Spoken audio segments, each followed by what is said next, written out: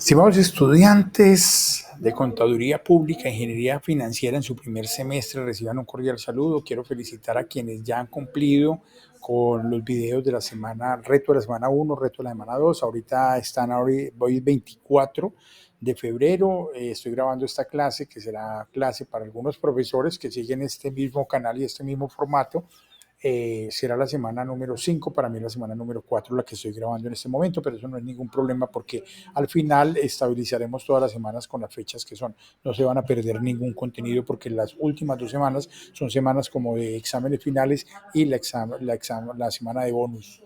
Entonces, felicidades por ese desempeño a quienes en la plataforma Campus Virtual y Campus @Medellín están cumpliendo. Quiero entrar entonces aquí, utilicé esta presentación de un informe que hice aproximadamente hace 2 años sobre la factibilidad de la doble titulación que había entre Contaduría Pública e Ingeniería Financiera, un proyecto que me solicitaron acá en el ITM y que realmente me llamó mucho la atención porque existe factibilidad. Lo que pasa es que hay unos ajustes normativos que están haciendo para lograr esa doble titulación, pero ya hay estudiantes que se han graduado de Contaduría Pública y hacen las 12 materias que le falta, o 12, 14 para Ingeniería Financiera, y viceversa, egresados de Ingeniería Financiera que quieren la tarjeta de Contaduría Pública y lo están haciendo. Pero entonces vamos a hablar de un tema común.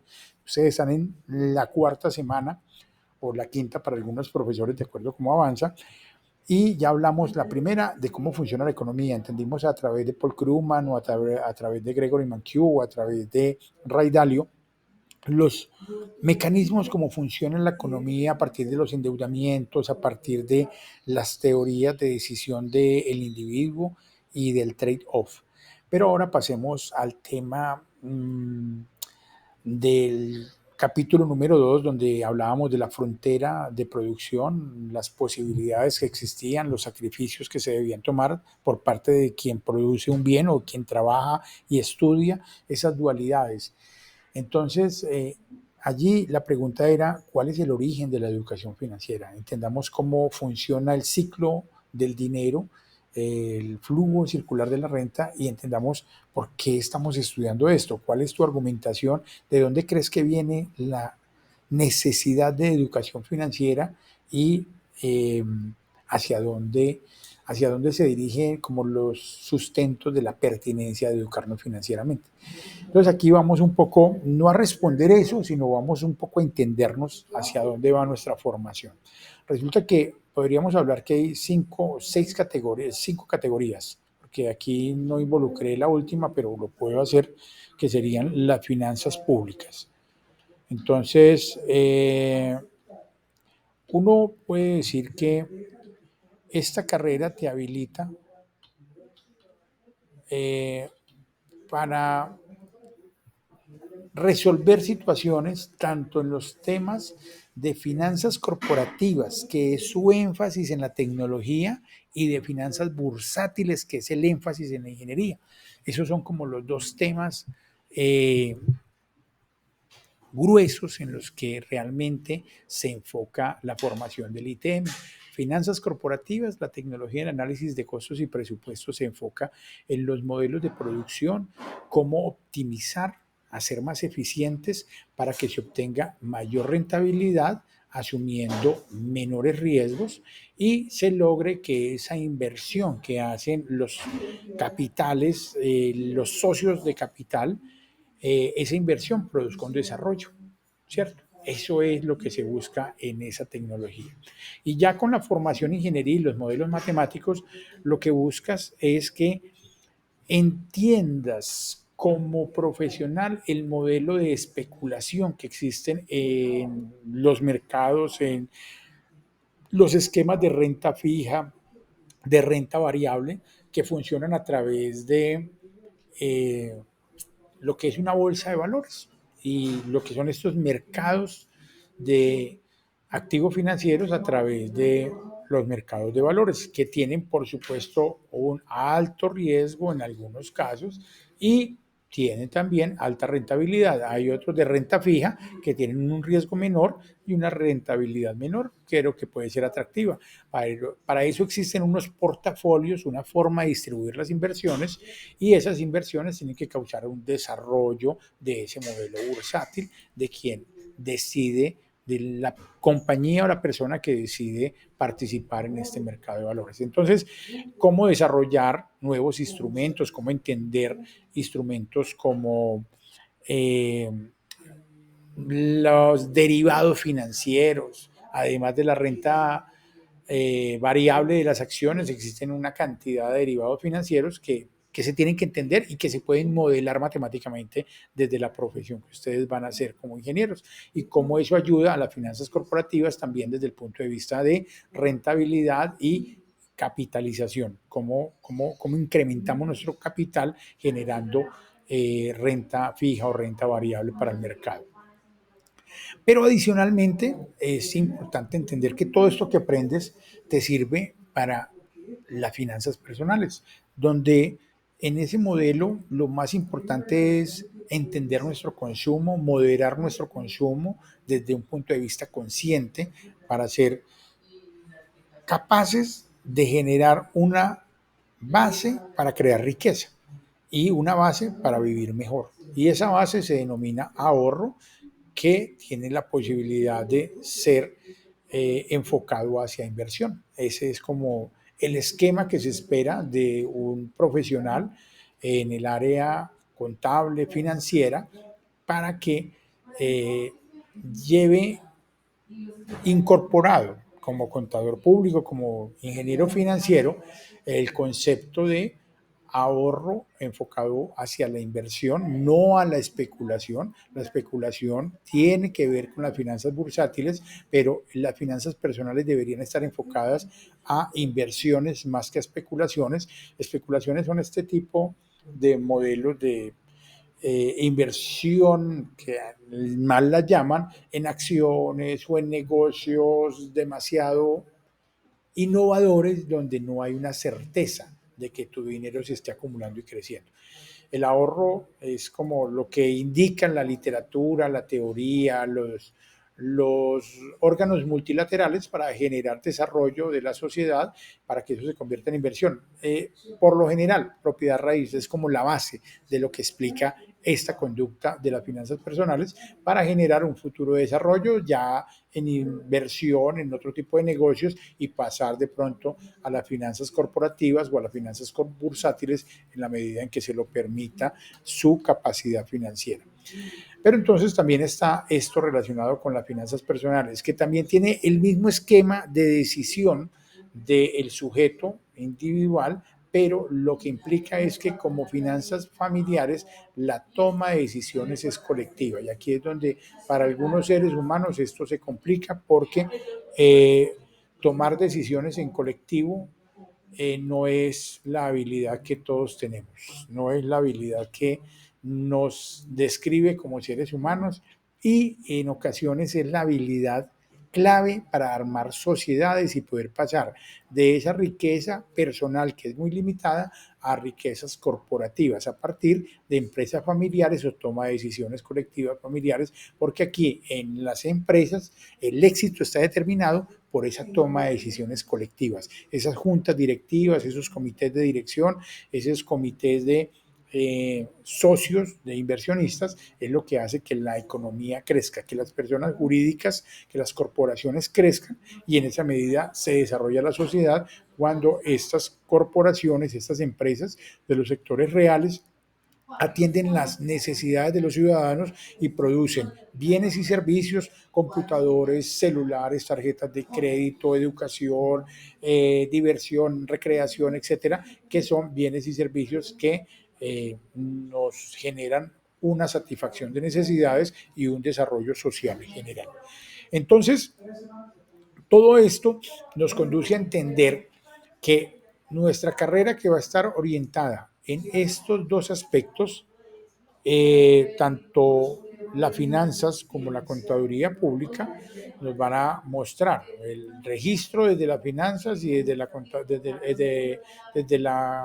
contaduría pública, el registro de los hechos económicos y desde el punto de vista de las finanzas nos van a mostrar pues los indicadores, el análisis del dato contable, cómo se convierte en dato financiero. Voy a darle señalar acá. Y ese énfasis en finanzas corporativas y finanzas bursátiles nos lleva siempre al dilema rentabilidad-riesgo, cómo proteger la rentabilidad de los socios, de quienes depositan en nosotros la confianza, asumiendo riesgos de forma consciente y moderada, tanto en el sector productivo real como en el sector bursátil, donde la especulación es la principal forma de accionar de esos mercados. Entonces, es importante entender y luego probablemente haremos un mayor énfasis en este ahorro, inversión, consumo y sobre todo en esta palabra de consumo para que podamos comprender mucho mejor lo que nos tiene que caracterizar como estudiantes y futuros profesionales de áreas financieras que provienen de una facultad donde la economía es la ciencia dominante, la administración es como la expresión en los sectores reales de esa forma de desarrollo económico, de toma de decisiones, de elecciones, de producción, qué producir, quién produce, cuánto produce, para generar un mundo financiero que tiene estas 5 expresiones. De las finanzas públicas hablaremos luego, esto depende más del concepto de presupuestos y tiene que ver es con la aplicación de la asignación de recursos a las políticas públicas. Entonces allí es donde también se da todo un desarrollo de la carrera en la aplicación de política pública, bien sea en educación, en desarrollo tecnológico, en ciencia, tecnología e innovación y otras áreas donde también estaremos habilitados para proceder con nuestra formación como contadores públicos e ingenieros financieros en proyectos y procesos de aplicación de presupuesto público. Entonces, sobre esto quería hablarles esta semana. El reto de esta semana será eh, buscar unos textos relacionados con las finanzas no personales. Aquí en este caso lo que hice fue ahora hacer una búsqueda, de ver cuáles libros me aparecían, siempre Padre Rico y Padre Pobre de los primeros, Robert Kiyosaki. Es interesante el libro, pero tienen que leerlo, porque a través de este libro le venden muchas mentiras y muchas pirámides a la gente. Y lo que más tiene que cuidarse un estudiante de ingeniería financiera o de contaduría pública es en caer en modelos de ambición.